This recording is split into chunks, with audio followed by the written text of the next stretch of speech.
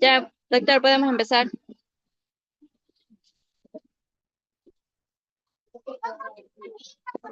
Sí, por favor. Ya, buenas tardes, profesor, buenas tardes, compañeros. Somos el grupo uno y el día de hoy le vamos a presentar la semiología de la cianosis y la icterixia.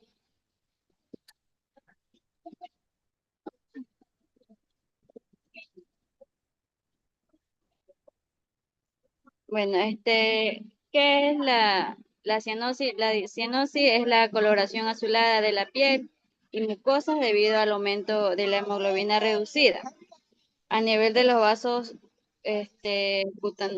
mucosos, se lo observa preferentemente en los labios, la mucosa bucal, los pabellones auriculares, los pómulos y dedos de las manos y pies, especialmente en los lechos inguinales. En general, se manifiesta que cuando la hemoglobina en sangre capilar excede a los 5 gramos en lo que es la umbral de la cianosis, lo que interesa para que aparezca la cianosis no es el grado o porcentaje de interacción de la hemoglobina, sino el valor absoluto de la hemoglobina reducida. La cianosis aparece con mayor dificultad cuando la cantidad de hemoglobina es baja, como la anemia, y se ve facilitando su aparición de la hemoglobina que está aumentada como en la poliglobin. En la siguiente Ya, diapositiva. ya, un momento. Un momento. Vamos a aclarar un poco el tema, ¿no? Nosotros vamos a hablar sobre la cianosis, ¿no? En sí y la ictericia. Ya. Entonces vamos a definir, ¿no? Usted, en su concepto, para usted, ¿qué es una cianosis? Es un paciente. Usted viene un paciente, el paciente viene cianótico. ¿Usted cómo lo identifica? ¿Qué es lo que le llamaría más la atención ahí en ese paciente? Color de la piel, Ya, ¿qué color sería? azulada. ¿Y qué causa? ¿Por causante de qué? ¿Qué tipo de enfermedades puede causar esta piel cianótica, ¿no? A nivel generalizado. Este, La falta de oxígeno en la sangre. Claro, correcto, ¿no? En este caso, no hay una correcta oxigenación sanguínea, ¿no? Puede ser problemas pulmonares o problemas cardíacos, ¿no? Que son nuestras dos bombas que nos ayudan a circular por todo el cuerpo la sangre oxigenada y la sangre desoxigenada, ¿no? Entonces, si prendemos un paciente que nosotros lo ocultamos, ¿no? Y viene y nosotros podemos ocultar extractores, ¿no? Entonces vemos extractores y nosotros ya pensamos que es una posible, ¿qué puede ser? ¿Una posible qué? Una posible que, chico, un paciente viene cianótico, con extractores, viene prácticamente desaturando, ¿no? Viene saturando ya 85, ya con esos síntomas. ¿Ustedes qué creen que puede tener un paciente? ¿Una neu? una neumonía. Una neumonía, ¿no? Una neumonía. Entonces, una de las características de este tipo de enfermedades respiratorias es el paciente va a estar cianótico, va a estar como cianótico porque la oxigenación sanguínea del cuerpo no está bien, ¿no? No está oxigenando bien el cuerpo. O también cualquier problema de índice cardíaco, ¿no? Qué sé yo, el paciente está cursando un infarto, ¿no? Como yo les expliqué en clase, no necesariamente un infarto es fulminante, sino que el paciente puede estar infartado durante días, ¿no? Está cursando un infarto. Es decir, la arteria se está obstruyendo, de cualquier arteria del corazón se está obstruyendo de a poco. No está circulando bien la sangre, ¿no? Hasta que en algún momento, llega un momento de que se tapa en su totalidad y bueno, ya prácticamente es una emergencia que puede acabar con la vida del paciente. Pero sin embargo, hay pacientes que están cursando infarto. Entonces, uno de los signos, ¿no? Y síntomas es esto, es la cianosis. Entonces, eso tenemos que comenzar explicando siempre, ¿no? Con qué nosotros comparamos, porque sus compañeros entiendan, ¿ya? Entonces, ya sabemos más o menos cómo es el ámbito de aquí de la cianosis, ¿no? Y la ictericia, ¿qué vendría a ser la persona que le toca hablar de ictericia? Hable, ¿qué vendría a ser la diferencia de una ictericia con la cianosis? Para que su La compañero ictericia sería la piel amarillenta, ¿no? color tipo amarillento, ¿no? En este Amarillenta. caso. nosotros vemos, ¿no? El paciente nos viene medio amarillito, no sabemos qué le pasa a este señor, ¿no? Entonces, ¿y qué enfermedades por lo general siempre asociamos viene un paciente amarillito, nos ocultamos ¿cómo se llama esta parte, del ojo? A ver. Porque esa es parte del procedimiento cuando ustedes están en este caso, examinando al paciente, ¿no? A ver, chicos, los veo dormidos, ¿no? En clase no están así. Ve, Alice Palma, Parte Dígame, buenas esclerótica. tardes. ¿cómo está Alice Palma? Cuénteme, ¿a qué enfermedad podemos nosotros, viene un paciente, qué es lo primero enfermedad que nosotros nos imaginamos? ¿Qué órgano en específico nosotros nos imaginamos cuando nos viene un paciente con ictericia generalizada? ¿Qué es la enfermedad que nosotros, qué órgano decimos? No, ese órgano está afectado de entrada, ¿no? Y de ahí vamos viendo un sinnúmero de enfermedades que hay, obviamente, asociadas a ese órgano. El hígado. Hígado, chicos. Aisha, le escuchamos. Ahí va a decir que el hígado y que podemos Sí. asociarlo a veces con una cirrosis. Muy bien, claro, un cirrosis ya vamos hablando que un cirrosis, bueno, vamos a hablar de cirrosis en su momento, me explico que su compañero también, la cirrosis tiene etapas, ¿no? En este caso ya es una cirrosis tipo ya C, ¿no? Ya en este caso de tercer grado, ¿no? Que ya está avanzado, ¿no? Porque ya prácticamente ya está el órgano funcionando en un 25%, entonces ya automáticamente vamos a tener esa coloración generalizada en todo el cuerpo, ¿ya? Pero, sin embargo, hay una enfermedad que es muy clásica, que ustedes van a ver a diario cuando estén haciendo sus guardias. ¿Qué enfermedad es? A ver, La anemia. ¿no? No. ¿Qué enfermedad clásica? Les estamos hablando de una enfermedad clásica. Hepatitis. Muy bien, muy bien. ¿Cómo se llama usted, señorita?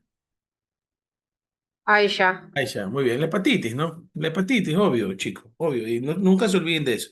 Ustedes ven un paciente, ¿no? En este caso, ictérico, ¿sí? Ictérico, ustedes enseguida van a hacer pruebas hepáticas. Es de inmediato. Ustedes ven un paciente ictérico, pruebas hepáticas de inmediato. A ver cómo está en ese examen de sangre, ¿no? Cómo está ese perfil hepático, ¿no? Y nosotros para poder desde ahí partir. No es que por nosotros ya con la clínica, ¿no? En este caso, viendo al paciente, ya no ustedes van a poder dar un prediagnóstico, como ya lo hemos conversado. Pero, sin embargo, tienen que asociarse en este caso, exámenes de laboratorio, ecografías, ¿no? En este caso, profundizar un poco más para dar un correcto diagnóstico y no asustar al paciente, ¿no? No es porque ustedes ya lo ven amarillito al paciente y van a decir, no, ese paciente, usted ya tiene cáncer de hígado. No, no, entonces tienen que trabajar con propiedad, ¿ya? Entonces ese error no lo pueden cometer. Entonces tienen que mandar exámenes y por ende me van a decir ustedes, no, doctor, si eso lo va a decir el doctor, eso no lo decimos nosotros, ya les dije a ustedes que eso no es así, ¿no? Al menos cuando yo he trabajado, yo siempre he puesto, en este caso, el personal de enfermería, a que esté junto a mí diagnosticando, no necesariamente es el médico, ¿ya? Que les quede claro. Ya, muy bien. Entonces tenemos claro, ¿no? Espero en el transcurso de la exposición necesito que den enfermedades, ¿no? Si no las digo yo y preguntamos. Ya. Bueno, siga, señorita. ¿Quién está hablando ahorita? Catherine Plúa, ¿no? Sí. Ya, siga, señorita Catherine. La siguiente diapositiva. Bueno, aquí tenemos lo que es la clasificación de la cianosis, que se divide según su distribución y según su origen. En lo que es la cianosis central, que es debida a una insaturación de oxígeno de la sangre arterial y es siempre generalizada. Esto afecta a la piel y las mucosas, como son los labios, la lengua, la mucosa oral. E indica también lo que es una hipoxia arterial y lo que es la causa de las enfermedades pulmonares las graves, como una neumonía o la ECPO, las cardiopatías, la conjunción derecho-izquierda y la hipoventilación. La cianosis periférica es debida a una lentificación de la circulación, lo que produce un aumento de la extracción de oxígeno por parte de los tejidos. Se observa en extremidades, lechos ungulares y la punta de la nariz y orejas. En lo que es según su origen, lo que es la cianosis respiratoria, por disminución de la oxigenación en los pulmones, y la cianosis cardíaca, que por paso de la sangre venosa a circulación sistemática sin oxigenarse. También tenemos lo que es la cianosis hemoglobínica, que es por hemoglobinas anormales, y la cianosis tóxica, que es por exposición a agentes que alteran la oxigenación de la hemoglobina.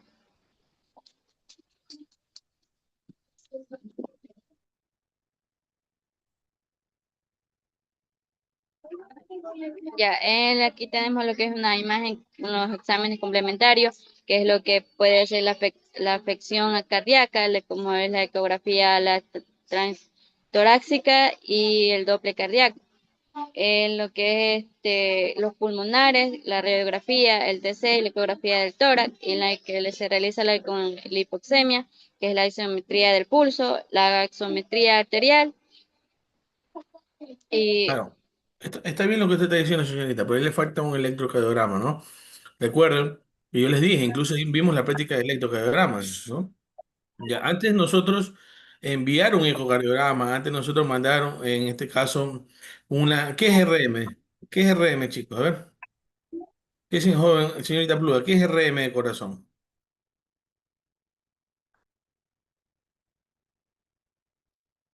A ver, alguien del grupo, ustedes saben que no pueden poner cosas ahí, si no saben lo que ponen en la diapositiva. A ver, alguien, ¿qué es? Resonancia Resonancia magnética magnética. cardíaca. Resonancia magnética, muy bien. RM, resonancia magnética, ¿ya?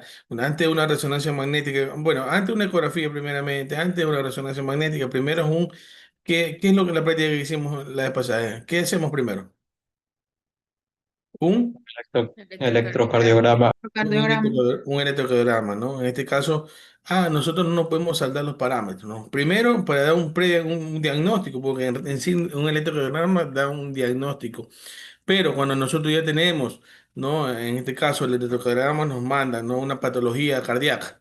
Ya nosotros enseguida vamos a enviar a hacer un ecocardiograma para corroborar el diagnóstico, ¿no? Recuerden que yo les dije a ustedes que no podemos confiarnos en un solo diagnóstico, ¿no? Nosotros tenemos que corroborar para ahí intervenir al paciente sin que intervenirlo, o si no, medicarlo al paciente si es que hay que medicarlo. No es que nosotros vamos a actuar de inmediatamente con un diagnóstico, con un solo diagnóstico, ¿no? Entonces, eso es como la diabetes, chicos. ¿Ya? Recuerden que nos hablamos que en la diabetes tenemos que tener dos resultados, en este caso, de perfil de diabetes, para nosotros dar un diagnóstico de un diabético, no solamente con un solo examen de insulina en este caso, ¿sí? Y de igual manera, así es en este caso, ¿ya? Entonces, primero aquí falta el electrocardiograma, entonces eso acomoda porque les voy a tomar esa parte y les va a faltar el electrocardiograma, ¿ya? Muy bien, lo que es pulmonar. En sí, en pulmonar siempre lo primero que nosotros hacemos, una radiografía, ¿no? Una radiografía, en este caso, de tórax, ¿no? Para ver si hay en una simple radiografía económica se ve tranquilamente una neumonía, ¿no? Ya si nosotros vemos que está complicada, bueno, ya nosotros enviamos a hacer un TAC, ¿no? Para ver con especificidad y eficacia qué exactamente está tomado, ¿no? Pero ya eso es un procedimiento que lentamente lo hacen los médicos, ¿no? Eso ya un poco más especializado, un poco más avanzado. Y bueno, lo que sí, correcto, una hipoxemia, ¿no? En este caso, obviamente, lo vamos a ver mediante el oxímetro, ¿no? En el oxímetro nosotros vamos a ver exactamente qué está pasando cuando nosotros estamos saturando y por qué. Entonces va a ser un prediagnóstico, más no un diagnóstico, ¿ya? Eso, chicos. Entonces, hay que tener muy claro esa parte, ¿ya? Muy bien. Siga, por favor, señorita.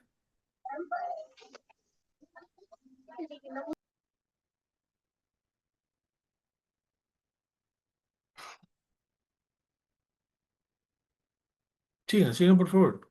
Nos atrasamos. Ese es Blue, el que tú me dijiste. Bien, tenemos la fisiopatología de la desoxigenación sanguínea. Aquí encontramos 3 puntos: el equilibrio normal, cuando hay desoxigenación y los factores que favorecen la manifestación clínica.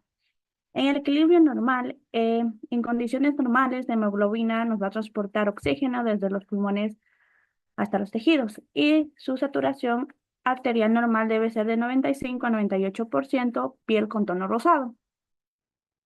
Cuando hay desoxigenación, disminuye la saturación de oxígeno y aumenta la hemoglobina reducida.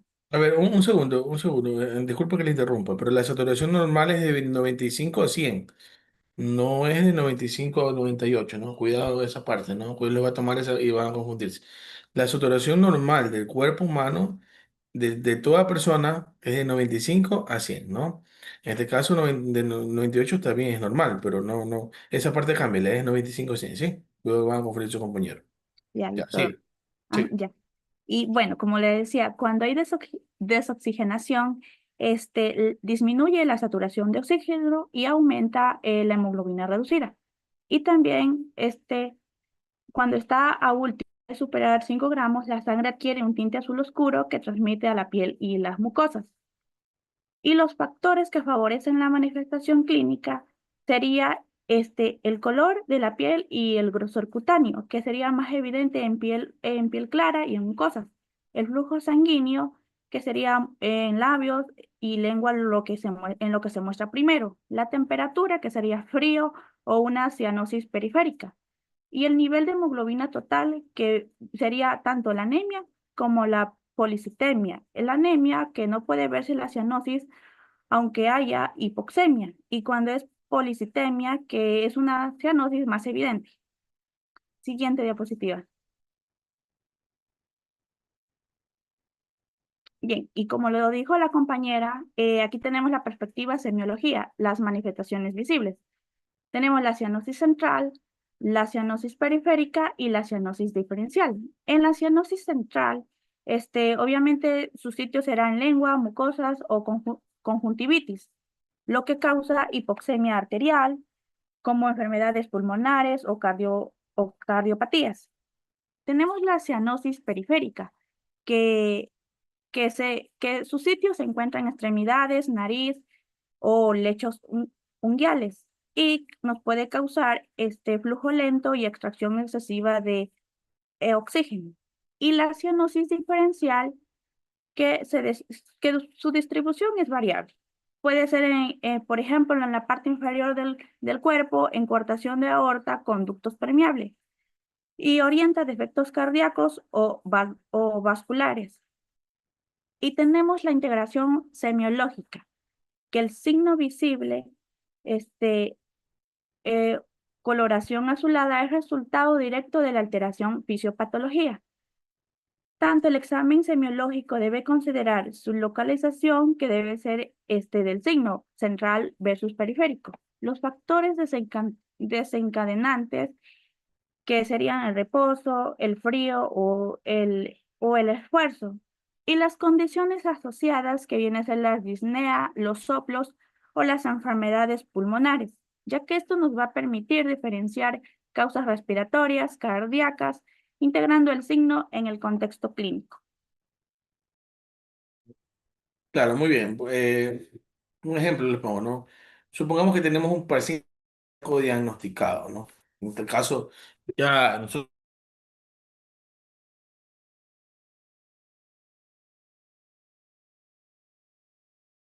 el paciente tiene problemas cardíacos. Entonces, si el paciente, en este caso, ¿no? En este caso, ya viene cianótico, ¿no? Viene cianótico, nosotros ya sabemos y ya tenemos un prediagnóstico que es por motivo cardíaco, ¿no?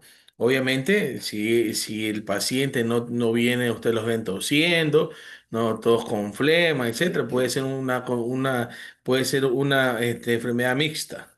Ya, entonces, ahí ustedes tienen que aprender a identificar, ¿no? En este caso, tenemos pendiente la práctica de los ruidos, que no me he olvidado, que la tengo preparada incluso. Ya, apenas ya tengamos tiempo, la vamos a hacer incluso presencial. Bueno, igual lo que el tema de la virtualidad solamente es hasta este fin de mes. Próximo mes ya empezamos normal. Ya, entonces tenemos pendiente esa práctica, ¿no? Esa no me he olvidado, la tengo lista. Entonces ahí vamos a identificar y ustedes van a decir, bueno, este paciente tiene una posible neumonía, ¿no? O este paciente tiene un ruido raro en el corazón, tiene un soplo cardíaco, tiene un, qué sé yo, o a veces hay sonido de stent cardíaco, ¿no? O de stent cardíaco, ¿no? No necesariamente es un problema fijo cardíaco, ¿no? A veces cuando falla el stent, ¿no? A veces cuando falla un segundito, chicos. Ay. A veces, ya, a veces cuando falla es que estaba poniéndome una.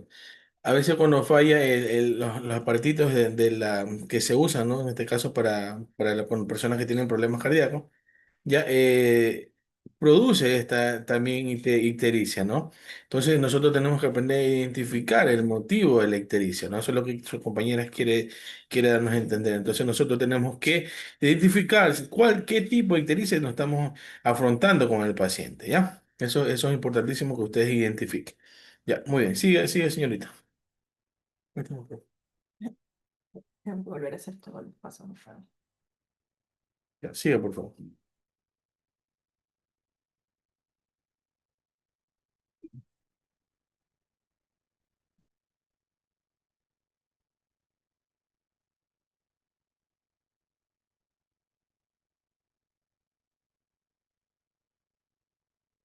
La escuchamos.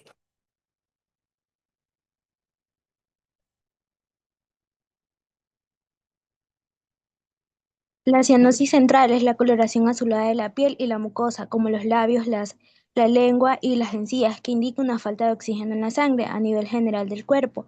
Se produce por una hipoxemia, bajo nivel de oxígeno en la sangre. Hay problemas secundarios cardíacos, pulmonares y sanguíneos. Sus problemas respiratorios es la insuficiencia respiratoria, los problemas de las vías respiratorias, las afecciones cardíacas, tenemos cardiopatías congénitas o defectos cardíacos que afectan la oxigenación de la sangre. En los signos clínicos de la cianosis central tenemos la coloración azulada o la violácea de la piel, los labios, la lengua y la mucosa visible. Puede presentarse con dificultad respiratoria, fatiga, en casos infantiles, adopción de posiciones en cuclillas. La Muy bien. saturación de oxígeno es Muy bien. menor Por al eso, 80%. por eso es que, disculpa que le interrumpa, por eso es que nosotros un paciente se está operando, ¿no? Un paciente está en cirugía, ¿no? Entonces siempre el paciente, en este caso mujer o hombre, no puede ir pintada las uñas, ¿no? No puede ir pintada las uñas, ¿no? En este caso, ni comiendo algún dulce o caramelo que les cambie el color de la lengua, ¿no? Porque hay caramelos que ustedes comen y se ponen la lengua morada. Entonces, para evitar un falso diagnóstico, ¿no? Porque recuerden que en este caso, lo primero que a ustedes se les les va a cambiar de color, ¿no? En este caso son las partes, en este caso, de la lengua y la uña, ¿no? Las uñas, ¿no? Si las uñas ya se van poniendo moraditas, entonces eso quiere decir de que no hay una correcta circulación, en este caso, de sanguínea y por ende oxigenación sanguínea en el cuerpo, ¿no? Entonces, esto es clave para los cirujanos, clave para los anestesiólogos, para los especialistas y también clave para ustedes cuando vayan y vean un paciente que están con disnea de leves esfuerzos, ya una disnea de leves esfuerzos, entonces y también están cianóticos, entonces ustedes ya van pensando en qué tipo de enfermedad podemos estar tratando, ya. Especialmente si son niños, ¿no? Los niños hay que tener mucho más cuidado, igualmente los adultos mayores, ¿ya?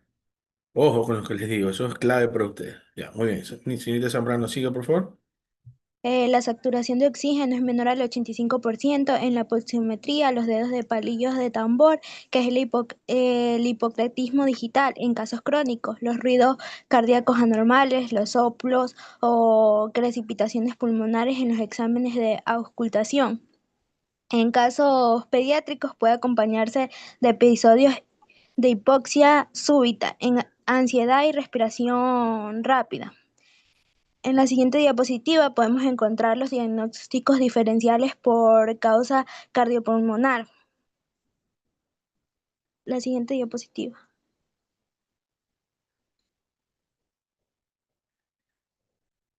Tenemos la tetralogía de Fayot, que es la transmisión grande de los vasos. Esto quiere decir que es una enfermedad cardio-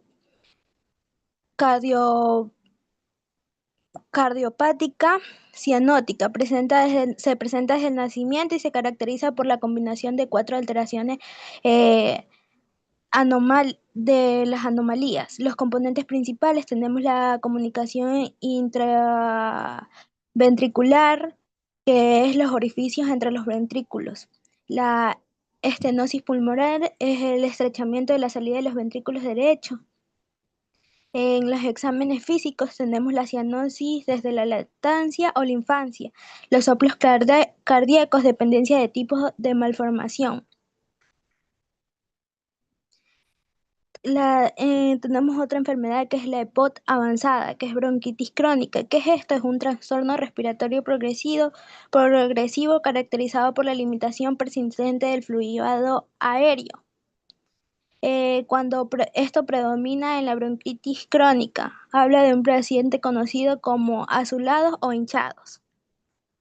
La bronquitis crónica se define clínicamente con tos producida como expectoraciones, es durante mayor a 3 meses.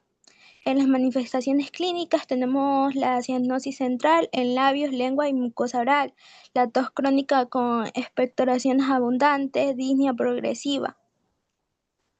Y en el examen físico tenemos el tórax en túnel. ¿Qué es eso? Es el aumento del diámetro anteposterior del tórax. Tenemos los ruidos o respiraciones disminuidas como silbidos y ronquidos. En esa imagen podemos ver que los niños con tetralogía de Fayot presentan una coloración de piel azulada cuando lloran o se alimentan. Gracias.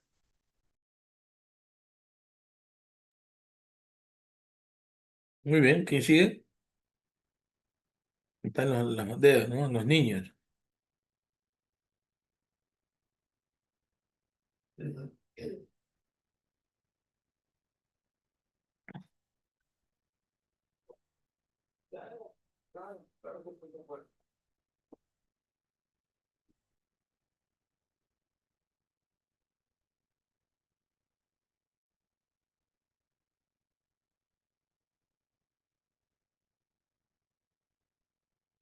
¿Qué pasa? El siguiente. Esa es la canción.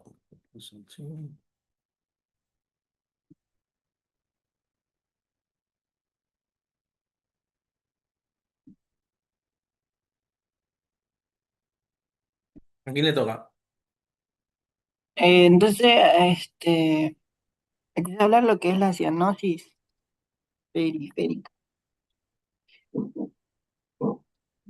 Bueno, aquí se resumen que sabemos que es una coloración azulada de las extremidades, ¿no? Como son manos, pies.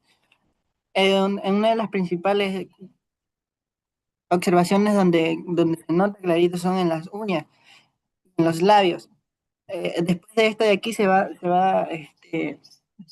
a explicar un poco de cómo fueron personas pioneras en esto, en descubrir esto. En la cianosis periférica, ahí como muy bien dice en el texto, que es un hallazgo clínico frecuente que refleja alteraciones en la perfusión tisular o en el contenido de oxígeno de la sangre que pasan desapercibidas si no se exploran sistemáticamente. Una de las causas, como ya se estuvo mencionando anteriormente, pero igual repetir, sería lo que es los problemas circulatorios, la mala perfusión periférica por hipotensión o vasoconstricción. Otro donde se ve bastante es en climas fríos, el frío intenso.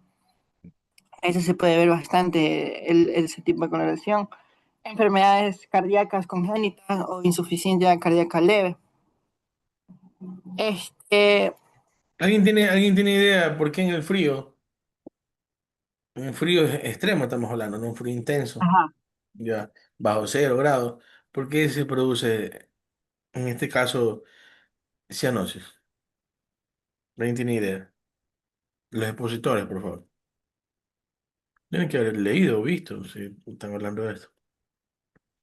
¿Por qué se produce en el frío? Bueno, en el frío... ¿qué pasó? Bueno, aquí... Sí. A ver, Ya. La sangre aquí llega en las extremidades lento, porque lo que necesita el cuerpo es calentarse. Entonces, los tejidos extraen más oxígeno de los glóbulos rojos, pues. O sea, aumenta, en otras palabras, sería que aumenta la cantidad de hemoglobina desoxigenada y ahí va causando lo que es el color azul. Aparece lo que Porque sería los vasos sanguíneos se contraen y no permiten la correcta oxigenación hacia esas extremidades. Ya, eso. ¿quién más? ¿Quién más? ¿Alguien más alzó la mano por ahí? Que lo vi. Ahí ya creo que alzó la mano. Ahí Ahí ya. ya. Sí, iba a decir lo que dijo Diego, por la contracción de los vasos sanguíneos hace que se reduja, sí, se reduja el flujo sanguíneo, y así causando la disminución de oxígeno y ahí ocurre lo que es el cambio de coloración de la piel. Claro, correcto. Es un proceso patológico normal, vamos a llamarlo de esa manera. Que el cuerpo, ¿no? Se defiende, ¿no? El cuerpo no está adaptado. Nosotros que somos costeños estamos adaptados hasta el -0 grados, pues, ¿no? Entonces el cuerpo se quiere defender, pero no quiere decaer, ¿no? No quiere que se desmayen, en este caso las personas, que es lo primero que producen, ¿no? Una hipoxia también, que nos desmayemos. Entonces, por ende, los vasos se contraen, ¿no? Ya de una manera más de lo normal. Entonces, por ende, automáticamente, más que todo, ¿no? En las extremidades, ¿no? inferiores, que están más alejados del corazón, comienzan a ponerse, tornar, en este caso, cianótico, ¿no? Pero es un proceso patológicamente normal, producto, en este caso, del frío extremo. No, obviamente tenemos que cubrirnos, es momentáneo, ¿no? No que vamos a pasar toda la noche con ese frío, porque automáticamente nuestro cuerpo va a decaer, va a declinar, ¿no? Entonces, pero es normal, en este caso es un proceso patológico normal, ¿ya? Más no, en este caso, si pasara, le pasara a uno de sus familiares estando en la casa, ¿no? Entonces no es normal, ¿ya? Para que más o menos quede claro, ¿no? Muy bien. Entonces, si se van, en este caso, de viaje a Chile, van a esa época que está -0, -4, -5 grados, y les da mucho frío y se ponen cianóticos, no se van a asustar, ¿no? Enseguida tienen que ir a un lugar más caluroso, que no esté haciendo mucho frío, ¿no? Muy bien, chicos. Ya, sigamos, por favor. Ya, entonces ahí viene lo que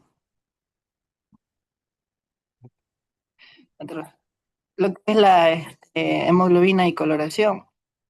Sabemos que la hemoglobina es una proteína que está presente en los glóbulos rojos, cuya función es, obviamente estuvimos estudiando todo eso, que es transportar oxígeno de los pulmones a los tejidos del cuerpo. Creo que está de más mencionar eso. Pero aquí viene una incógnita. ¿Qué sucede cuando no está bien oxigenado? Bueno, pues la sangre tiene un color rojo brillante. Cuando no tiene suficiente oxígeno se vuelve más oscuro o azulada. Esta falta de oxígeno, en lo que es la hemoglobina, se refleja en la piel, en los labios o las uñas, como muy bien su nombre lo dice, que es cianosis. Es un signo visible. Los tejidos no están recibiendo la cantidad adecuada de oxígeno. Por eso es el color azul. Ahí sí sigue la diapositiva.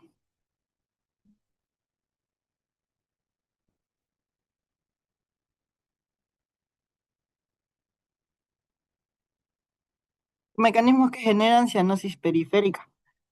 La vasoconstrucción, yo estoy mencionando eso en antes.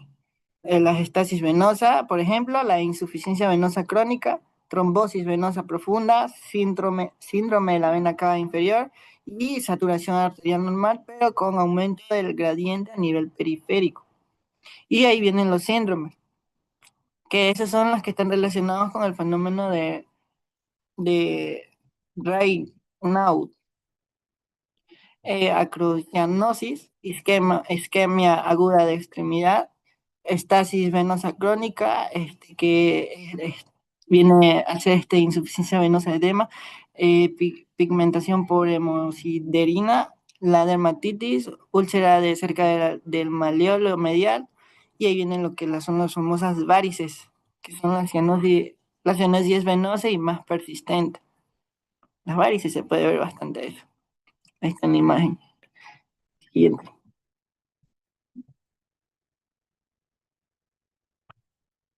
Bien, ya.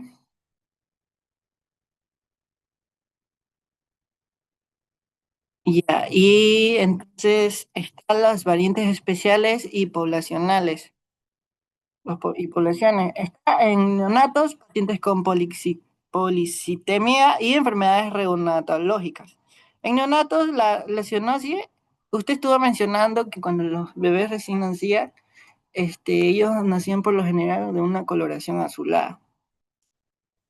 Ya, bueno, no sé si mencioné yo, pero igual te lo aclaro, ¿no? En este caso, recuerden que pero más que todo en los niños que nacen de parto, ¿no?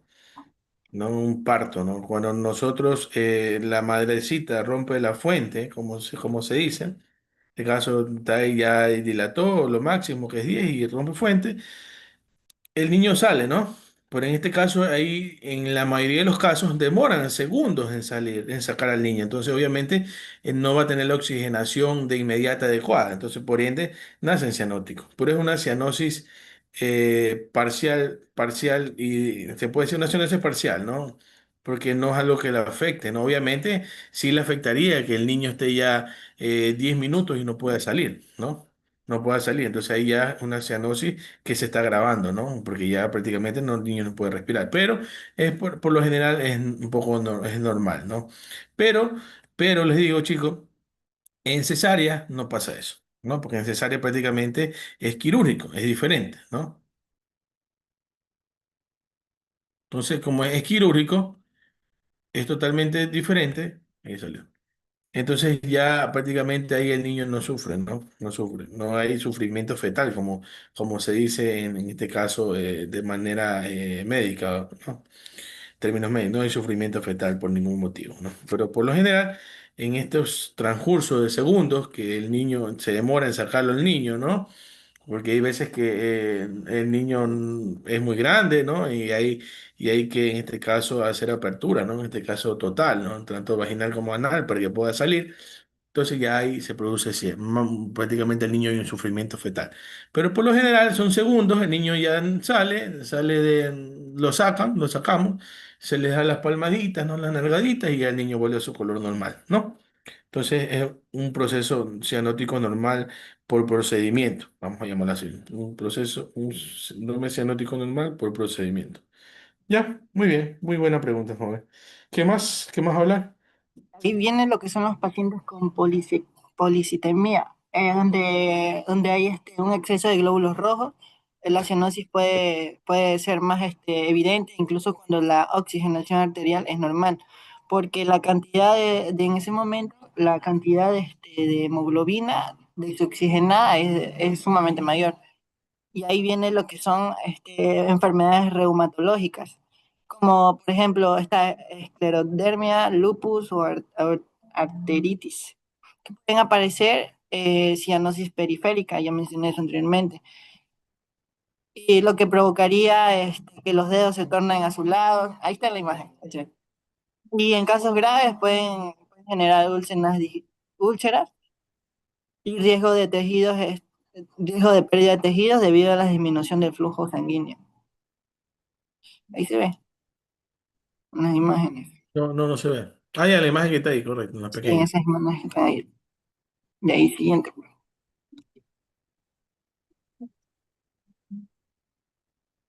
Bibliografía, no. Fuiste a lo último. Sí, eso le iba a decir, se saltaron bastante.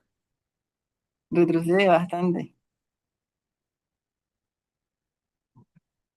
Vamos avanzando, tienes que retroceder. En la diapositiva 13. Diapositiva 13.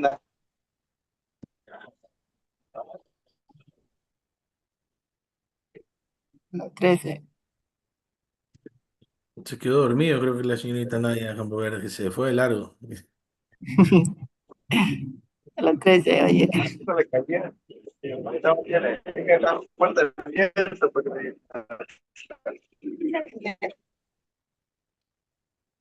Diapositiva 13.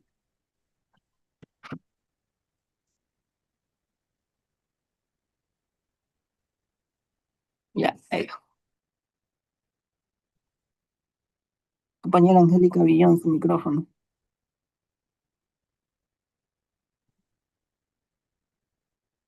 Bueno, en este caso vamos a hablar de lo que son evoluciones históricas de la semiología de la cianosis.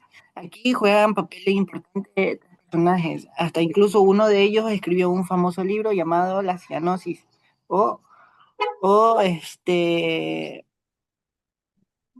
bueno, ya voy a hablar de eso. Ahí está Jean Baptiste de Senac, Giovanni Battista Morgani, Christian Lundsgaard, y en este caso vamos a ver lo que es, cómo fue su evolución histórica en cada de ellos y cómo influyó, cómo vieron ellos lo que es la cianosis en ese tiempo. Está Jean Baptiste de Senac, este fue en 1749 o el siglo XVIII. Este fue médico francés que hizo aporte. ¿Qué? Perdón. Bueno, médico francés hizo aportes fundamentales en lo que es la comprensión de la cianosis, porque cada uno de ellos hizo obras que explicaban sobre esto. Sin embargo, las que más destacaban y sobre este personaje era el traite de la estructura du corps, como se diga, que trata del tratado de la estructura del corazón, que este fue, bueno, eso no importa. Bueno, aquí describe de manera detallada cómo fue que relacionó por primera vez la aparición del color azul en la piel y las mucosas con problemas cardíacos específicos. Aquí se enfocó bastante en lo que es problemas cardíacos, como por ejemplo malformaciones congénitas o defectos que mezclaban sangre venosa y arterial. Eso descubrió él, ya. Porque antes de él la cianosis se consideraba solo como un signo externo sin explicación. Una persona con color azul no tenía una explicación. Ahora él estuvo trabajando bastante en esta obra y se explicó, y gracias a ello, médicos en ese tiempo, la creencia que tenían en ese tiempo, en el siglo XVIII, comenzaron a entender que la observación clínica podía estar respaldada por el fundamento anatómico, lo que nosotros ya conocemos. Lo que ahí estuvo, ahí ese enfoque permitió que los signos clínicos dejaran de ser señalados misteriosos, sino que ya comienzan a ser comparados directamente con el cuerpo. Entonces, en resumen, con Jean Baptiste, asoció la cianosis con problemas cardíacos específicos como malformaciones o mezclas de sangre venosa arterial. Ya, y ahí viene en juego lo que sería Giovanni Battista Morgani, que él en libros de anatomía es reconocido como el padre de la anatomía patológica, que llevó ideas como Senac. Ahí estas personas como que ya van entendiendo un poco mejor lo que sería la cianosis, ya va un poco más allá que Senac, porque este fue en 1761. Como yo dije, estas personas tienen obras famosas, sin embargo, esta en una específica que es la de Sedibus et Causis Morborum per Anatomia Indigatis. Bueno, en otras palabras, sería sobre los lugares y causas de las enfermedades investigadas mediante la anatomía. Aquí traté de recopilar una recopilación enorme de casos en los que relacionaba los síntomas observados en vida con los hallazgos anatómicos en autopsias. O sea, él intentó recopilar lo que estaba en vida y lo que estaba en autopsia, o sea, lo vivo y lo muerto. Morgani aquí está escribiendo bastante cómo la cianosis estaba asociada con problemas estructurales del corazón, los pulmones. El otro lado estaba hablando de problemas de problemas cardíacos. Aquí ya está avanzando un poco más y ya está relacionándolo hasta con pulmones.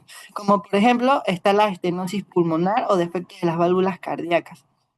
Porque demostró que estos signos clínicos no eran solo pistas visuales, sino que ya eran reflejos directos de alteración internamente que podían ya comprobarse y estudiarse. Porque aquí ya su trabajo ya estuvo bastante influencia enormemente en la medicina porque ya estuvo consolidándose la práctica de correlacionar la observación clínica con evidencias anatómicas lo que hoy seguimos aplicando en enfermería y en medicina. Entonces, en resumen, ¿qué es lo que trataba de hacer este personaje?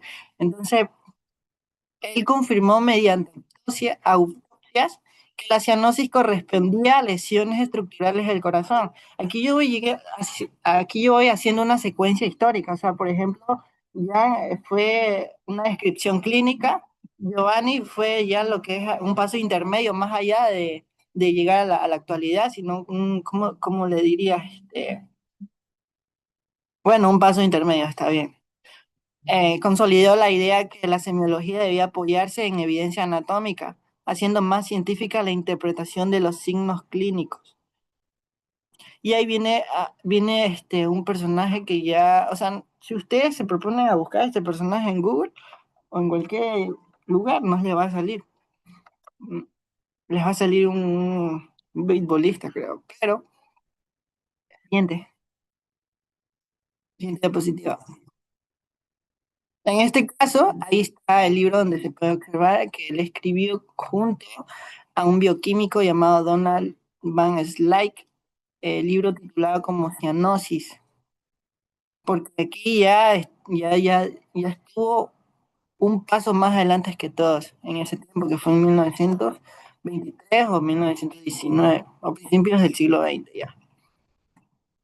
Entonces la comprensión de la cianosis ya la llevó más allá, más llevándola al terreno anatómico y fisiológico, un poco más de lo que ya se conocía en ese tiempo. En el libro Cianosis, ese sí fue el libro de 1923, lo podemos encontrar en las plataformas como Amazon, ahí creo que está.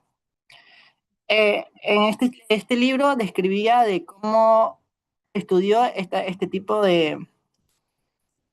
como ellos lo conocían, así, cianosis, coloración azul en la piel. Las causas, en ese libro se mencionó las causas de coloración en la piel y en las mucosas.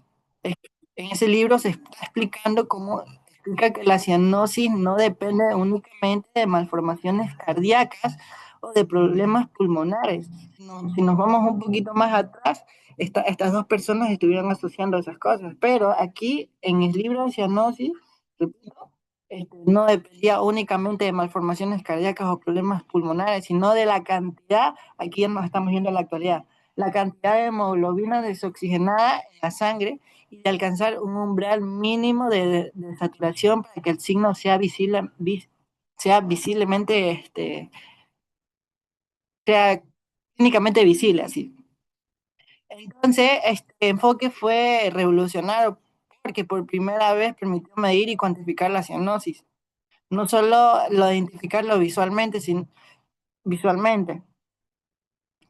Entonces, este libro sentó bases para las técnicas modernas como la gasometría arterial y la oximetría de pulso, que hoy básicamente son esenciales para lo que es evaluar la oxigenación en pacientes. Anteriormente lo estuvo mencionando usted también. Entonces, esto representó un punto de inflexión en la historia de la semiología, que pasó de ser un signo descriptivo a un indicador ya fisiológico, confiable y científicamente comprobable. Entonces, para resumir, el libro Cianosis mostró que el color azul dependía de la cantidad de hemoglobina desoxigenada y de alcanzar un umbral mínimo de saturación. Entonces, también transformó la cianosis en un signo medible y objetivo, lo que permitió desarrollar técnicas modernas como lo que es la gasometría y la oximetría. Bien está que amplió la semiología como una interpretación fisiológica y científica, más allá de la mera observación anatómica, así como estuve hablando anteriormente de las dos personas, que más se basaba en lo visual y si por ahí veían algo anatómicamente, entonces ellos los plasmaban, pero en este caso la ayuda de Kristen Lundgaard y el biólogo, que digo, mi bioquímico Donald, ya sentaron las bases de lo que nosotros conocemos como cianosis. Ahí sí, siguiente diapositiva.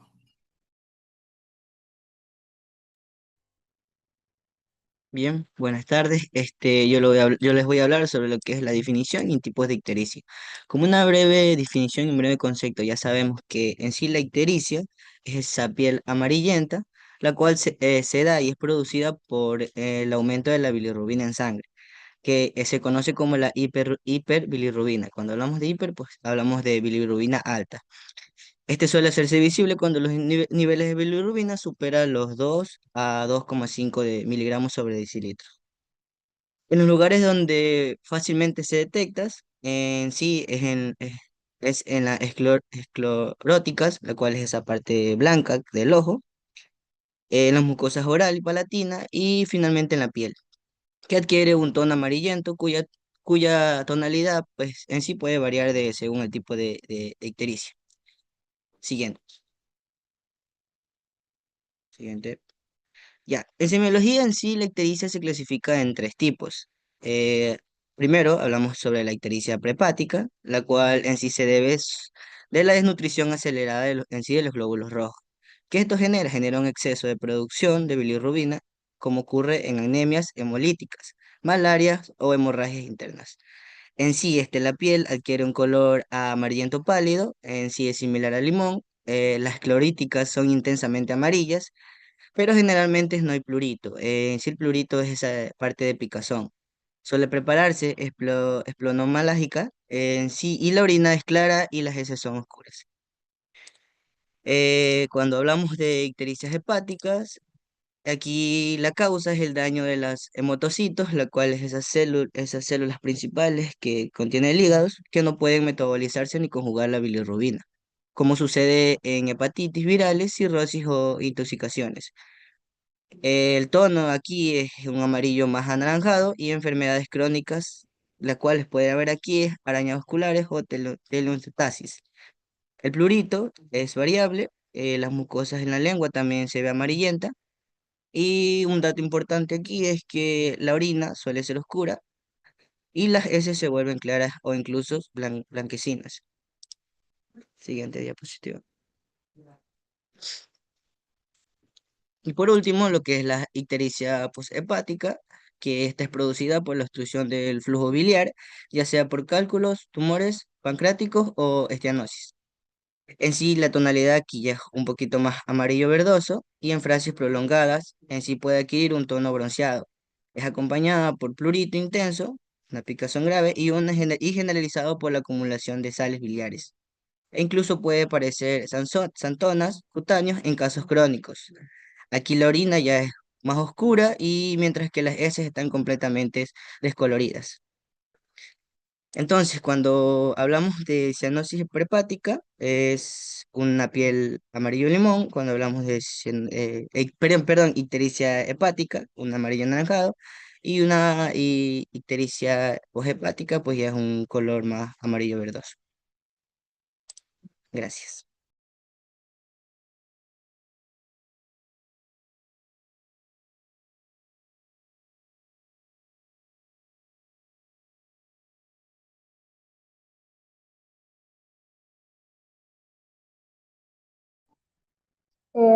Bueno, empezamos con la fisiopatología semiológica de la ictericia.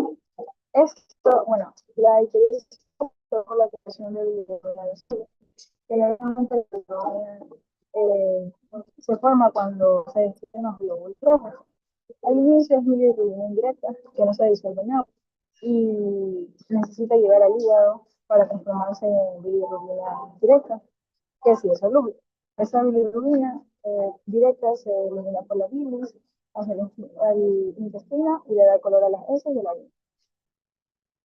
Cuando algo falla en este proceso, aparece la ictericia y en estos existen tres mecanismos principales, lo cual es la ictericia hepática, que es lo que ya mencionamos en el compañero, que es por distribución masiva de glóbulos rojos, como una anemia hemolítica. La ictericia hepática, cuando el hígado no logra procesar la bilirrubina, y como se da en la hepatitis, o la cirrosis. Y por último, la ictericia posthepática, que ocurre cuando hay una obstrucción en las vías biliares, como por ejemplo los cálculos o un tumor. Acumulándose así la bilirrubina conjugada. Siguiente diapositiva.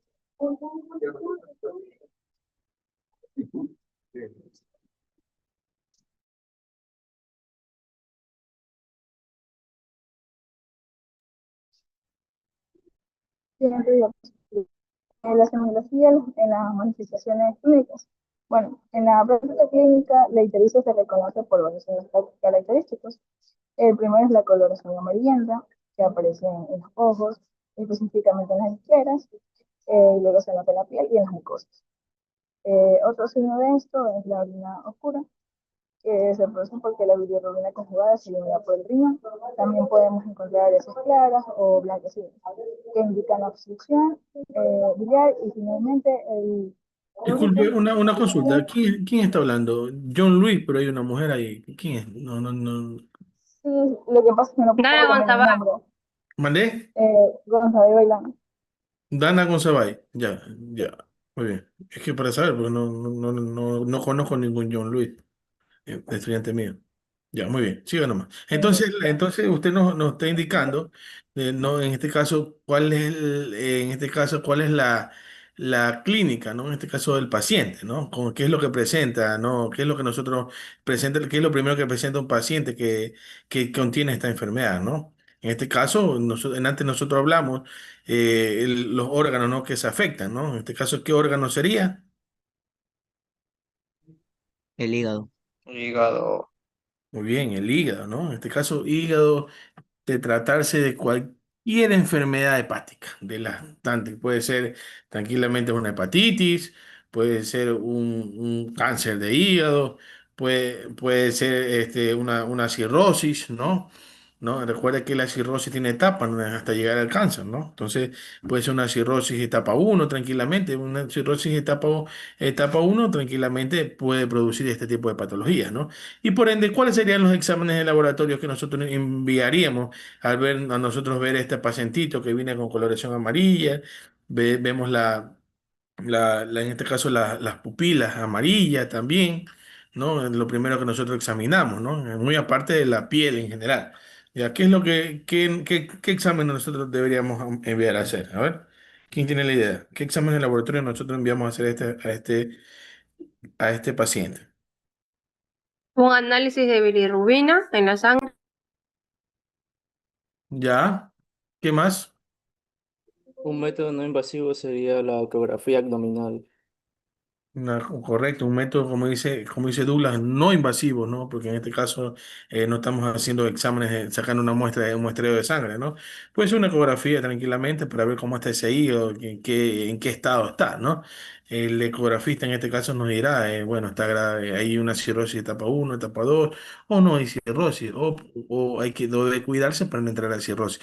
Eso ya lo da en este caso el ecografista. Pero nosotros sí ya tenemos sospechas, ¿no? En este caso ya nosotros vemos, el ecografista nos da un diagnóstico y dice, usted tiene cirrosis de grado uno. Entonces, ¿qué más nosotros debemos enviar a hacer para corroborar en este caso el estado de nuestro hígado?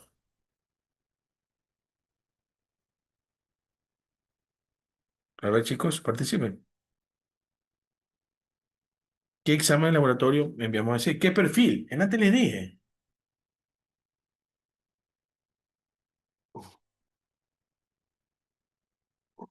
A ver, chicos, yo les dije antes. A ver, el grupo que está participando ahorita. Pruebas de función hepática. Perfil hepático, ¿no? En lo que ustedes voy a llevar una hoja de laboratorio completa, ¿no? Para que ustedes identifiquen. Quizás por eso no entiendo que no tengan muchas personas idea. Voy a llevarles en una práctica y les voy a enviar, les voy a decir, en el perfil hepático, estos exámenes, en el perfil renal, estos exámenes, en una biometría, esto es lo que nosotros vemos. Vamos a hacer eso. Ustedes no han visto exámenes de laboratorio, ¿sí han visto en alguna otra materia? ¿No han visto? Ya, Douglas, póngame en el teléfono, como siempre me ha puesto, para hacerme acuerdo, práctica de laboratorio, hemoglobina, hemoglobina, práctica de laboratorio, perfil hepático, perfil renal y una biometría, para dar una práctica, así como hemos estado haciendo de eso, ¿no? Para indicarle por lo menos las enfermedades principales, ¿no? Lo que más común. El resto ya queda a disposición de ustedes que lean, ¿no? Porque tampoco podemos ver un millón de enfermedades que hay hoy en día, pero por lo menos lo que más se ve. En este caso, aquí vamos a ver lo que es perfil hepático, todo lo que es netamente con el hígado, ¿no? Qué enfermedades son las más comunes y cómo se altera, cómo se verían en esos laboratorios alterados, en cuál sería el nivel, cómo se alteraría. Usted diagnostica, ¿no? Este paciente ya tiene una cirrosis avanzada, o no, este paciente está comenzando la cirrosis, ¿no? Tranquilamente, podemos diagnosticar, como dijo Douglas, con una ecografía y dando un diagnóstico final tranquilamente con un examen laboratorio, ¿ya? Muy bien, eso me manda Douglas para preparar esa parte que me olvidé, ¿ya?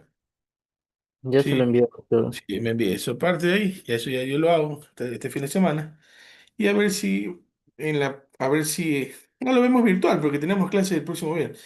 A ver si esas prácticas sí la podemos dar de manera virtual, siempre y cuando estén todos atentos, porque eso es importantísimo para ustedes, por lo menos que se vayan con los conocimientos claves para que se puedan defender en el momento que ustedes vean a un paciente y les digan, licenciado, esos exámenes. Y usted va a decir, chuta, pero los doctor a mí no me enseñaron eso. Entonces ustedes ya van a defenderse, van a decir, no, este paciente posiblemente tenga esto, tenga aquello, ¿no? Entonces eso es lo importante de esta materia. ¿Ya? Muy bien. A ver, ¿quién está hablando ahorita? John, decía John, no sé qué. Ya le cambié el nombre. Ya cambió. Ya, muy bien, sí. Entonces, muy bien, señorita, hable, por favor. Bueno, para culminar con el tema, un ejemplo de esto es cuando un paciente con hepatitis viral puede presentar ojos amarillos y lágrimas oscuras. En cambio, cuando un paciente con cálculos en la vesícula puede tener esas pálidas y mucha picazón, lo que nos orienta a pensar en una revisión. El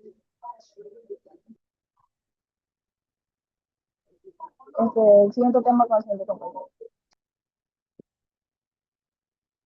Siguiente diapositiva. Ya, listo. Tenemos lo que son signos clínicos, examen físico en la ictericia hepática. Bueno, primero tenemos manifestaciones que van a tener el hígado. Bueno, cuando se va a iniciar una ictericia hepática, el examen físico del hígado va a ser la clave, ¿no? Muchos pacientes se puede encontrar lo que es una hepatomegalia, que quiere decir cuando el hígado se encuentra aumentado de tamaño.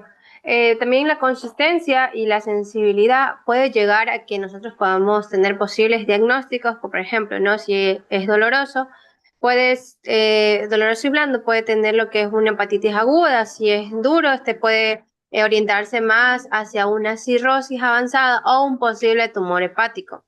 En las que son las fases crónicas también se puede observar un signo indirecto y como es la ascitis, que bueno, esta es la acumulación de líquido en el abdomen. Y luego, o si no, tenemos una circulación colateral abdominal, lo cual va a identificar una hipertensión portal. Estos hallazgos nos van a permitir que a partir del examen físico se puedan diferenciar lo que son procesos agudos y crónicos en el hígado. Siguiente diapositiva.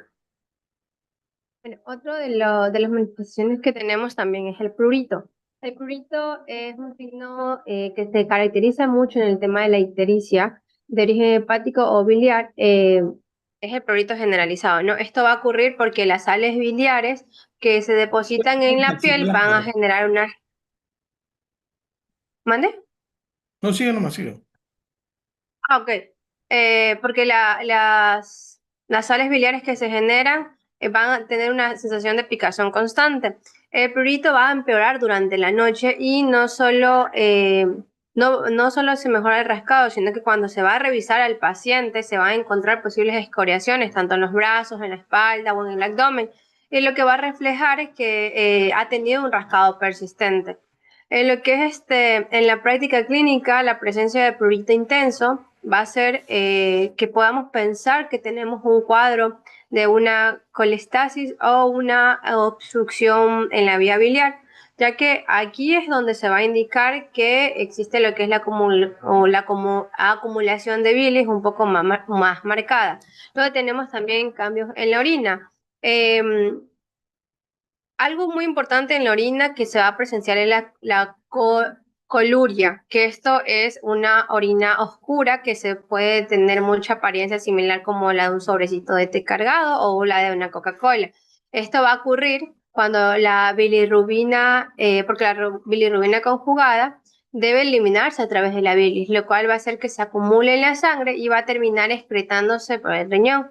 La coluria va a ser un signo temprano que, a pesar de que aparezca antes que la coloración amarilla en la piel, puede llegar a alterar al clínico sobre lo que se conoce como el problema hepático o biliar. Por eso no preguntar y observar el color de la orina va a ser muy necesario en el examen físico, ya que va a aportar también una información para un diagnóstico un poco más acertado. Siguiente diapositiva. Ya, luego tenemos el cambio en las heces. Esto de aquí, en el caso de las heces, el signo característico es la acolia, que esto quiere decir que las heces se encuentran o muy pálidas, muy grises o inclusive blanquecinas. Se va a deber a una ausencia de estercolbilina, que este va a ser el pigmento que se encuentra que le va a dar color a las deposiciones, ya que la bilirrubina no llega al intestino. Bueno, aquí la acolia suele pasar en casos ya de una obstrucción biliar, como en el tema de los cálculos en el colédoco o si no los tumores pancreáticos que bloquean el flujo de la bilis. Bueno, cuando esto se combina con coluria y prurito, se va a reforzar un poco más la sospecha de lo que es un síndrome colestásico. Bueno, luego tenemos el enfoque diagnóstico. En el enfoque diagnóstico es muy importante destacar los siguientes hallazgos, ¿no?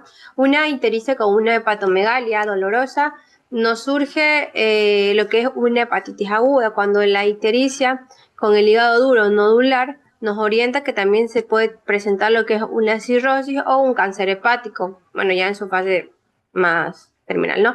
El prurito intenso más la coluria y la colia nos va a indicar que pues existe una posible obstrucción biliar o colestasis. Bueno, en el enfoque del diagnóstico siempre va a indicar la parte clínica y el examen físico. A partir de allí es cuando se van a empezar a solicitar estudios complementarios, como lo son pruebas de función hepática, como la de la bilirrubina, transaminasas, fosfatas, alcalinas, GGT. Bueno, también tenemos lo que es el pedido de una ecografía abdominal y, de ser necesario, los estudios más avanzados como los pueden ser las tomografías o unas biopsias hepáticas.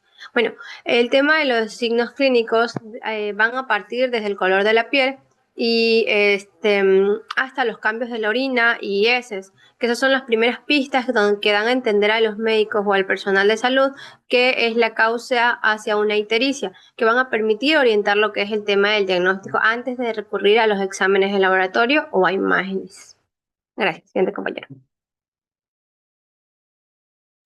Muy bien, señorita, muy bien explicado. ¿Quién más sigue? Bueno, yo les voy a hablar sobre el diagnóstico diferencial semiológico de la ictericia poshepática. Bueno, el diagnóstico diferencial de la ictericia poshepática es también conocido como una ictericia obstructiva. Esta se basa en el análisis semiológico de la obstrucción del flujo de bilis desde el hígado hacia el intestino. Los signos claves son la coluria, que es la orina oscura, y la acolía, que son heces pálidas. Tenemos las obstrucciones biliares. Bueno, las obstrucciones biliares es la ictericia poshepática o ictericia obstructiva, que esta se produce cuando el flujo de la bilis desde el hígado hacia el intestino delgado está completamente ocluido. La bilis es una sustancia esencial que contiene bilirrubina conjugada y sales biliares. El hígado, que funciona con normalidad en este proceso, produce la bilis, pero al no tener un conducto de salida, la presión aumenta en los ductos biliares. Esta presión retrógrada causa que los componentes de la bilis se derramen de vuelta al torrente sanguíneo, desencadenando la cascada de signos semiológicos. El concepto fundamental es que el problema reside en el transporte y no en la producción. Siguiente diapositiva. Tenemos signos semiológicos asociados. Bueno, estos signos no solo son indicadores de la enfermedad, sino que también revelan la fisiopatología de la obstrucción. Tenemos la ictericia, que es la piel y las escleras adquieren una coloración amarillenta o incluso puede llegar a ser verdosa. Esto se debe al aumento en la sangre de la bilirrubina conjugada que se deposita en los tejidos. La tonalidad verdosa es más común en ictericias de larga evolución, indicando un nivel muy elevado de bilirrubina. La coluria, bueno, que como lo mencioné anteriormente, es cuando la orina se vuelve de un color oscuro y a veces espumoso, similar como la Coca-Cola. Este signo es crucial para el diagnóstico diferencial, ya que solo la bilirrubina conjugada, por ser hidrosoluble, puede ser filtrada por los riñones y aparecer en la orina. Su presencia descarta una ictericia prehepática. La colia. Bueno, esta es la falta de bilis en el intestino, la cual impide que las heces obtengan su color marrón normal. Estas se vuelven pálidas como masilla o especie de arcilla. Además, debido a la falta de sales biliares, las heces pueden volverse voluminosas, grasosas o malolientes. Este es un signo conocido como esteatorrea. El prurito. Este es un síntoma común y menudo debilitante, que el mecanismo detrás de la picazón es la reabsorción de sales biliares al torrente sanguíneo. Estas sales se acumulan en la piel, irritando las terminaciones nerviosas y causando un intenso prurito generalizado que no se alivia con el simple hecho de que rascarse. Ya. El dolor. La naturaleza del dolor puede ser una pista para la causa subsayente. El dolor intenso y de poco cólico, que el dolor viene así en oleadas, que bueno, sugiere una obstrucción aguda, como la causa por un cálculo biliar. En contraste, la ictericia de origen tumoral es a menudo indolora en sus etapas iniciales. La fiebre y escalofrío son signos de una colingitis, una infección bacteriana de las vías biliares.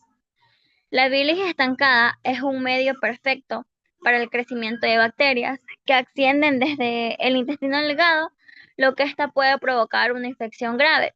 Y si no se trata, puede hasta provocar sepsis. Sepsis, sí. Ya. Siguiente diapositiva.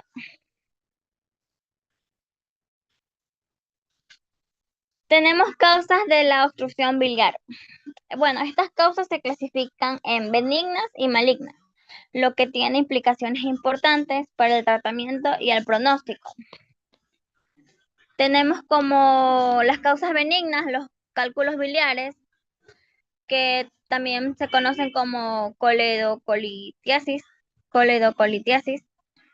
Bueno, es la causa más común, ya que es un cálculo de la vesícula biliar que se mueve y se atasca en el conducto colédoco, actuando como un tapón mecánico. Esta obstrucción puede ser intermitente, lo que puede causar episodios recurrentes de dolor e ictericia. Sí. La estenosis benigna del colédoco son estrechamientos del conducto biliar, que estos son causados por tejidos cicatriciales. Bueno, a menudo son una secuela de cirugías previas, como una colecistectomía, que es una extirpación de la vesícula, o de enfermedades inflamatorias como la pancreatitis crónica.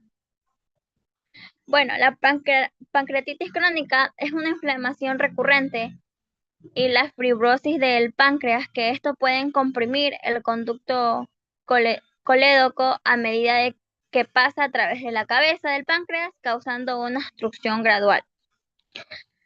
Y las causas malignas son el cáncer de páncreas, que estos son tumores en la cabeza del páncreas, que son la causa maligna más común de ictericia obstructiva.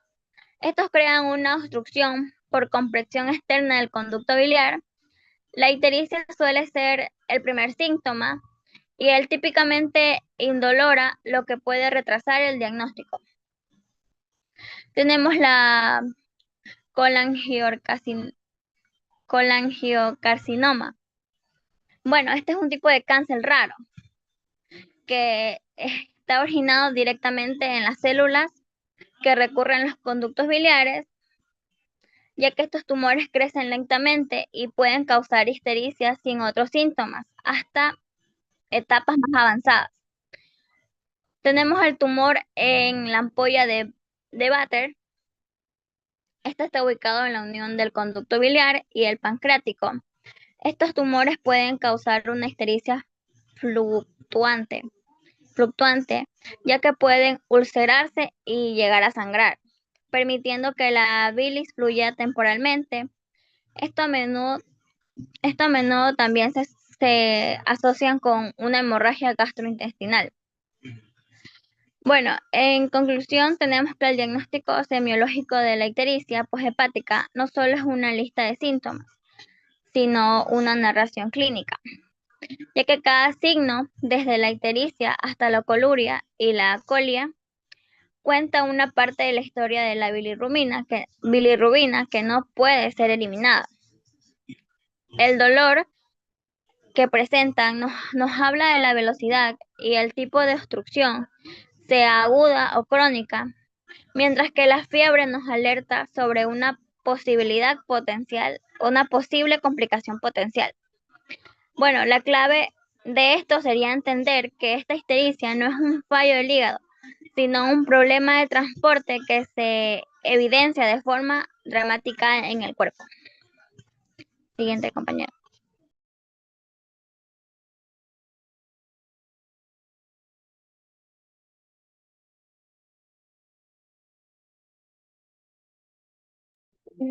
Buenas tardes, doctor. Para ya finalizar, tenemos por último los signos asociados y complicaciones en la semiología de entre la ictericia y la cianosis mixta, es decir, estas dos anomalías juntas.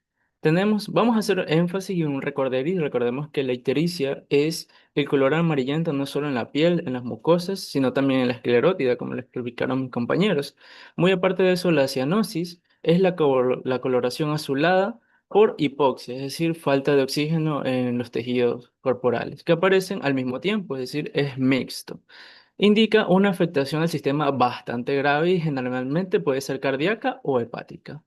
Ahora tenemos factores asociados con la ictericia, que como bien los mencioné, es color amarillento en piel, mucosas y escleras, coliguria, que es la orina oscura, la colia, que es las heces pálidas o sin color, la hepatomegalia, que es el aumento de tamaño del hígado.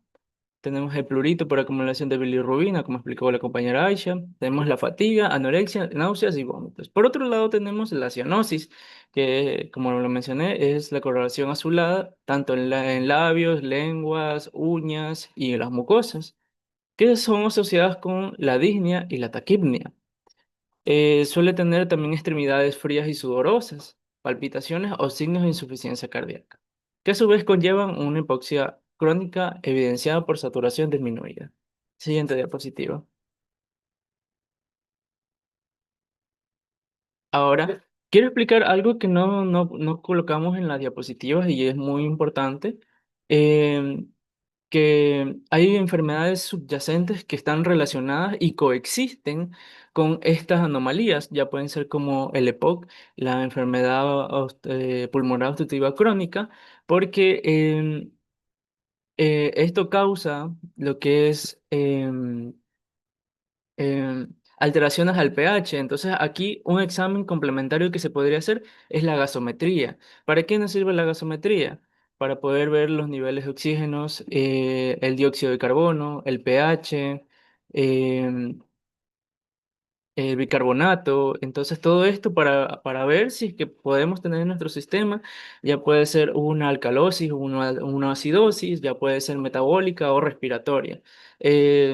sé que esto no lo causo directamente, pero lo coexiste con las enfermedades que le acabo de mencionar, con el EPOC, o también puede también ser relacionado con el shock séptico o sepsis, que altera el pH. Entonces, de una u otra forma van a intervenir a que estas enfermedades se evolucionen de una manera no beneficienta para el paciente.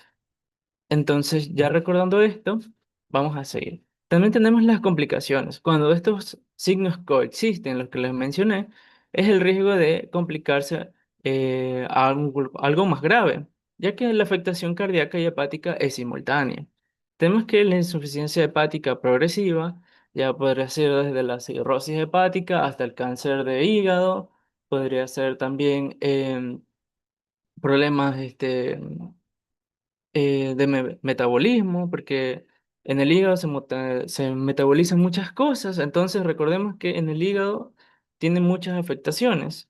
Por ejemplo, el hígado crea lo que es la bilirrubina y es almacenada en la vesícula biliar, que aquí es donde entran las obstrucciones que habló mi compañera anteriormente. Ya pueden ser obstrucciones en el coledoco, en el sistema hepático común, o directamente dentro de la vesícula biliar. Entonces, todo eso conlleva unas intervenciones quirúrgicas para poder extirparlas.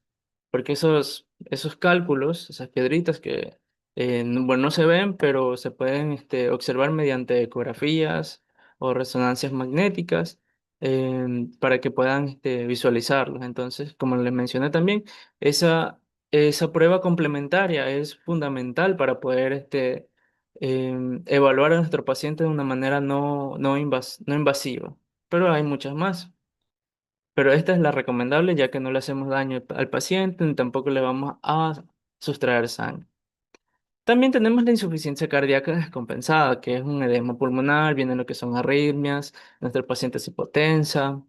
Entonces, todas estas afectaciones hacen que aparezcan la ictericia y la cianosis juntas, lo que hace que estas afectaciones se agravan aún más. Tenemos la hipoxia crónica, daños a órganos vitales. Recordemos que los órganos vitales son los órganos diana, perdón, cerebro, corazón, pulmón, riñón y cerebro. Entonces, todos estos órganos se ven afectados cuando no hay una correcta oxigenación dentro del cuerpo. Entonces ya estamos hablando de una hipoxemia grave o crónica. Entonces, esto ya, si no se trata, puede tener daños ya permanentes. Ahora tenemos lo que lleva al fallo multiorgánico. Entonces, aquí también se podría dar el ejemplo de la cirrosis hepática, es un daño multiorgánico. Recordemos que si se daña el hígado, deja de funcionar el hígado, deja de funcionar riñones y deja de funcionar absolutamente todo. Entonces, si no se corrigen todas estas causas subyacentes, nuestro paciente se va con San Pedro, básicamente. Entonces, siguiente diapositiva. Con San Pedro o con San Pablo, cualquiera de los dos, pero se va. Pues, es muy importante tener activos nuestros ojos clínicos para poder observar, porque la cianosis y la ictericia se puede observar eh, porque se ve la coloración azulada o la amarillenta, tanto en la esclerótida, en el caso de la ictericia, en la piel también en el caso de la Pero ictericia. más que todo, ¿No? está muy bien lo que estás explicando, pero vamos a llamarlo también como un signo de alarma, ¿no? Claro, es Hay un un paciente, signo. los pacientitos que nos llegan así, lo primero que nosotros pensamos es el órgano, no es nuestros órganos vitales, ¿no? Como el hígado. Recuerden que hígado solo tenemos uno, ¿no?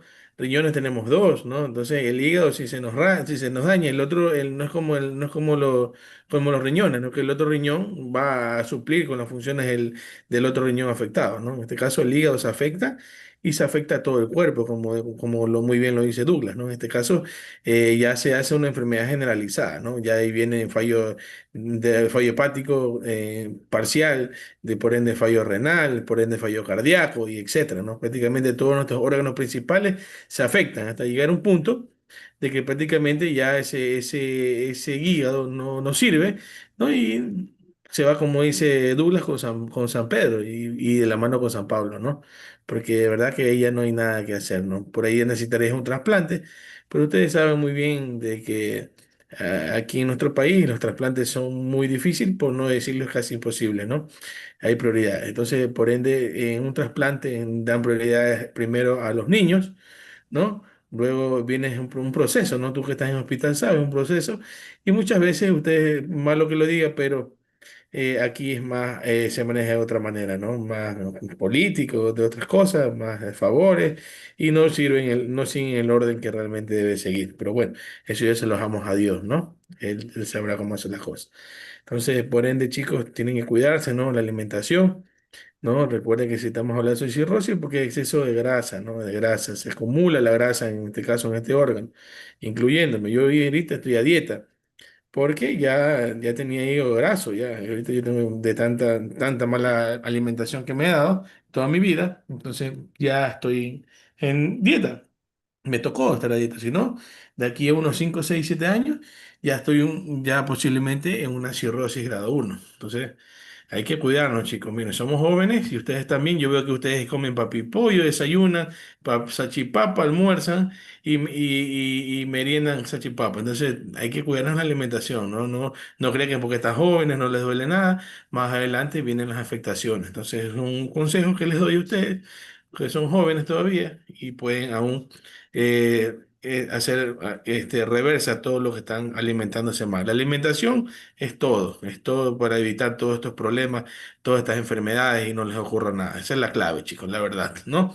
Dietas bajas en sal, ¿no? Para los pacientes con familiares o padres que son hipertensos, ¿no? Y por ende diabéticos, baja en azúcar. Entonces, ya ustedes ya tienen una idea, ¿no? De un prediagnóstico que ustedes se pueden dar. Papá o mamá que tengan diabetes, ya saben que puede ser diabético, un alto rango.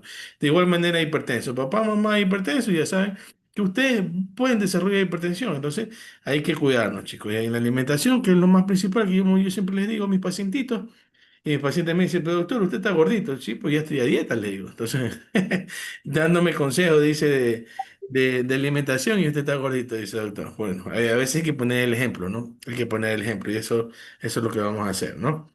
Muy bien, chicos. Bueno, entonces, ¿qué más, Douglas? Bueno, vamos a continuar con la insuficiencia cardíaca con congestión hepática.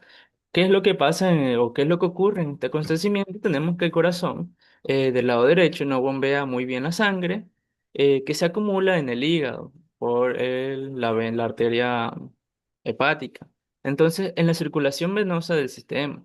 ¿Cuáles son los signos de alarma? La ictericia por la congestión hepática, porque la bilirrubina es elevada y no puede ser expulsada. Es decir, almacenamos bilirrubina dentro de nuestro cuerpo y por eso tenemos el color amarillento característico dentro de nuestra piel o dentro de la esclerótida. También aquí nos presentamos cianosis periférica por la mala oxigenación también de la sangre. Recordemos que si no pasa sangre correctamente oxigenada, vamos a tener problemas en la circulación, vamos a tener hipoxia y por ende nos vamos a tornar de un color azulado por la cianosis. Y por último vamos a desarrollar lo que son enemas, hinchazones en las piernas, en el abdomen, como la ascitis, que es la acumulación de líquidos, ahí está, por la retención de líquidos.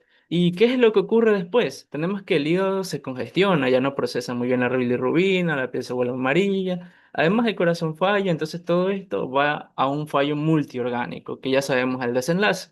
Por otro lado, también tenemos otra enfermedad, que es el EPOC.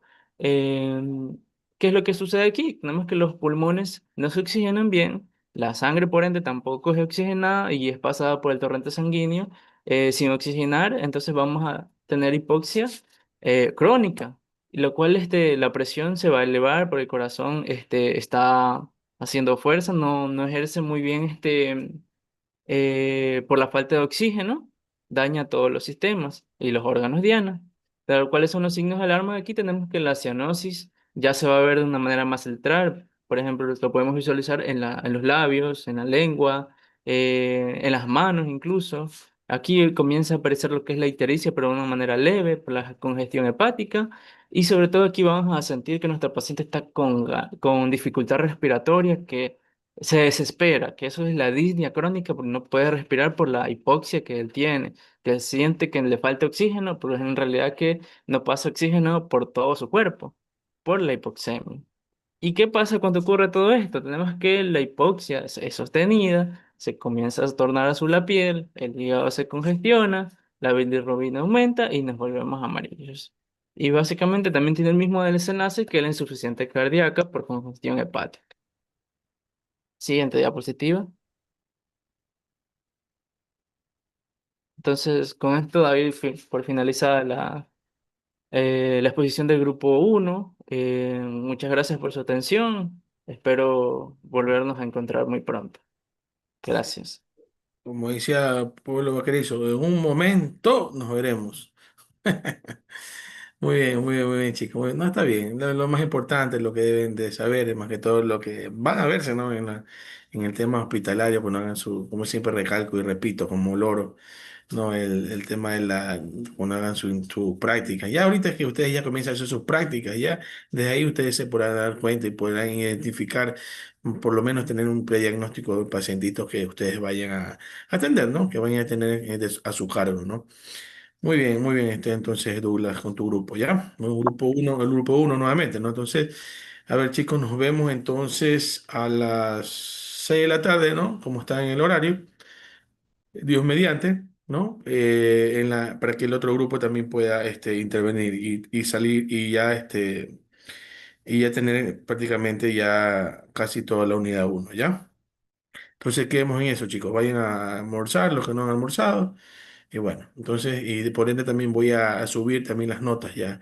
Ya solamente están de subir nomás porque ya automáticamente se califica. Me imagino que todos salieron bien. Espero que realmente sea así. Entonces, ¿alguna otra novedad, Douglas? No, ningún otro. Ya, muy bien. Entonces, podemos avanzar, ¿ya? Podemos avanzar. Vayan, a conectar nos vamos a conectar a las 6 de la tarde, ¿sí? Muy bien. Rector, una pregunta. ¿Va a utilizar las 2 horas de las 6 hasta las 8? Lo que alcance el grupo. Lo que alcance. Si el grupo termina en 1 hora y media, mejor. 1 hora, lo Sí, que es sea. que nosotros hemos estado desde las 9 de la mañana aquí sentados. Ah, sí, yo me imagino, y están cansaditos. Y por eso lo estoy mandando a descansar 2 horas prácticamente. Vayan a dormir entonces. Listo. Vaya, pónganse ahí. Pero el aire, como el pato Donald, patas arriba. Y no se olvide de habilitar para la tarea. Sí, sí, no se preocupe. Ya voy ahorita a activar eso, ¿ya? Douglas, envíeme los nombres de las personas que faltan la tarea y qué tarea es, ¿ya? Para activarles. Eso le dije a Carlos, al vicepresidente, pero me imagino que ya lo tiene, pero igual envíemelo usted, ¿ya? Que no me Sí, lo ya le envíe. pido a Carlos, entonces. Ya, sí. Las personas que no han presentado, ¿qué tarea no han presentado y quiénes son para activarle, ¿ya? Muy bien, chicos. No se pueden desconectar hasta las 4:30 porque veo que el horario es hasta las 4:30. Siempre nos vamos a las 4 porque así nos dictaminó la directora, pero hasta las 4:30 no se pueden desconectar, ¿sí? Muy bien, chicos. Ya.